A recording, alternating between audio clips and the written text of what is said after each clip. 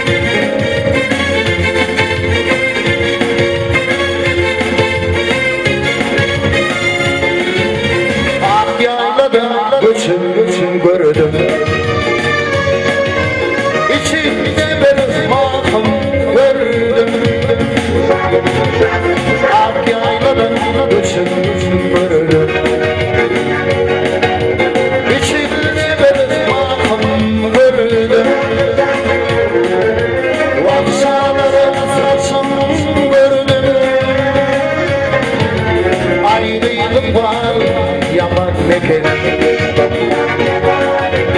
Aydymlar yaman eken. Vaksalarım olsun görür. Aydymlar yaman eken. Aydymlar yaman eken. Aydymlar yaman eken.